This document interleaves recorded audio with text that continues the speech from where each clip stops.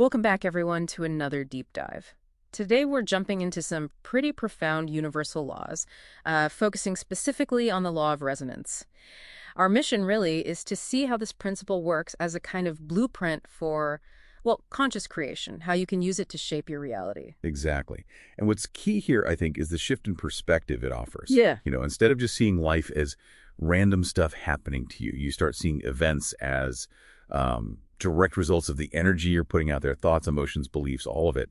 It's really about becoming an active co-creator in your own life. A co-creator, I like that. Okay, so let's unpack something lots of people get mixed up. The law of resonance and the law of attraction. They're linked, obviously, but different.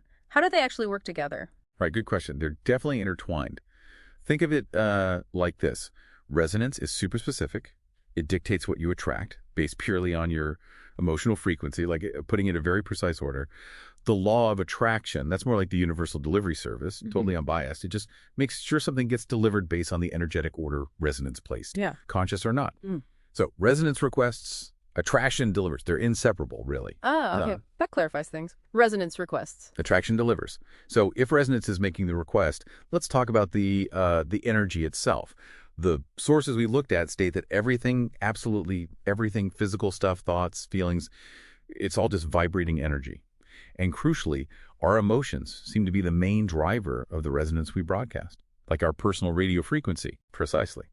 And emotions aren't all the same frequency, of course. There's a whole spectrum. You've got lower vibrational feelings, things like fear, apathy, anger. They send out one kind of signal.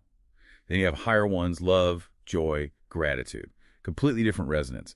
And that core principle, like attracts like, applies directly. Project Fear, you tend to draw in more reasons to feel fear.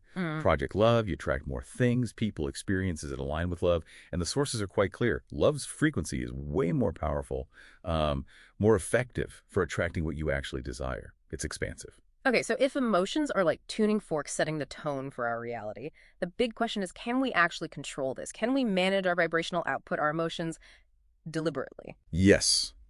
The short answer is yes, absolutely. Emotions are controllable. Now it takes, self-discipline. Conscious awareness of your own thoughts is key. And meditation comes up again and again in our research as a foundational practice. It's even scientifically shown to change our physiology, helping you maintain a desired frequency more easily, which in turn leads to more of what you want showing up physically. But consistency is crucial, like any skill. That's really empowering to hear. It makes you wonder, though, how can you, the listener, actually gauge where you're at? How do you assess your own frequency? Well, the sources do talk about ways to measure your energetic state, things that go beyond just what your ego thinks. Concepts like a registry of frequency vibration or a light quotient. These reflect what's actually integrated across your whole being, physical, emotional, mental, spiritual. There are methods mentioned like dowsing, kinesiology, even direct intuitive connection. But the main point is that conscious effort does create measurable change. We saw this example of Joy, whose resonance apparently jumped significantly, her light quotient too, all through dedicated effort and guidance. So it's possible, real change. Right, and connecting this to the bigger picture, it seems like our individual transformation isn't just personal, it's part of something larger. It seems so. The sources touch on a collective element.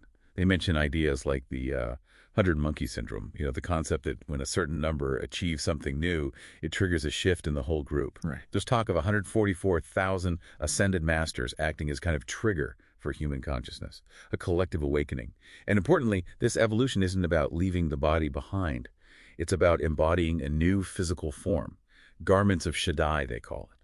Lighter, higher vibration, but still physical, still real, expressing higher consciousness right here.